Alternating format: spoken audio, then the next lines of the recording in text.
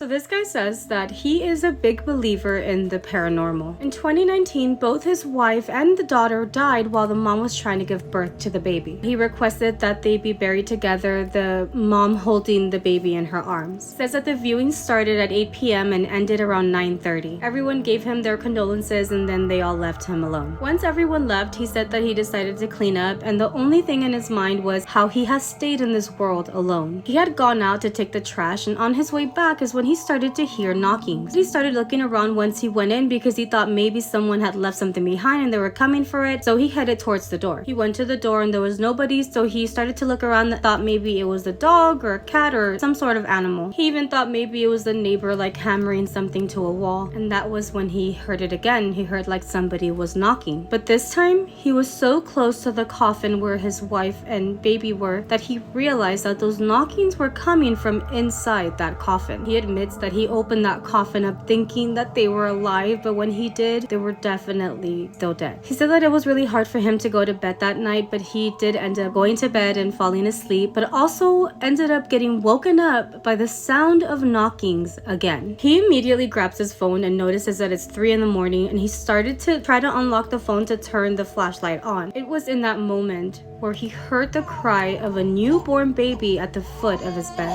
He said he felt a cold chill down his back and his hands were like not able to move. He said his heart started beating so fast, especially once he started to feel something underneath the blanket with him. Something very cold, and it was a tiny body. He believes that it was his baby, and in that moment with his shakily fingers, he finally was able to unlock his phone. He turns on the flashlight, and in that very moment was when those baby cries just stopped. He pointed the flashlight to the foot of the bed, and he swears for like a split second he saw his wife with the gown from the hospital with the baby in her arms. He is unsure why, but in that very moment his phone just completely died, and when it did, he stayed in the darkness and those baby cries just started sounding again. However, he says that the cries were no longer coming from his bedroom. He can hear how they were coming from inside of the coffin. He said that he doesn't even know how he did this, but he turned on the light from the bedroom and headed towards where the coffin was. He opened up the coffin again, and he says that they were still in there. However, he explains that his wife's facial features changed, that for some reason she looked like she was scared. Side note, I know that you guys are like, what do you mean the dead wife and baby are in his house? Well, typically in Mexico they have a viewing and the bodies stay in the houses where the viewings are, and the following days when they go and bury the bodies. Sometimes they do it the same day, but in his case the viewing was at nighttime. They were all gonna wait for the morning to go and bury them. Back to the story. He says that he paid a little more attention to his wife's face because again her facial features had changed, and he could tell that she had tears like had rolled down her cheeks. He said that he couldn't go to bed that night, but it was only a few more hours before the people would come and they would have to go and bury his wife and daughter. When his family showed up, he went to the door and begged them to pray over them because something weird was happening. He believes that they weren't ready to go and that they didn't want to go. His family accepted without even a doubt or question, and they started praying over the wife and daughter. An hour later, the people came to get the coffin, and of course they had to transfer the coffin from inside the house to that oh my god, what is it called, that car, that thing where you put the coffin in. Anyway, when they had picked up the coffin because they had to transfer it, every single person heard when something from inside the coffin was knocking. Like, I know it's his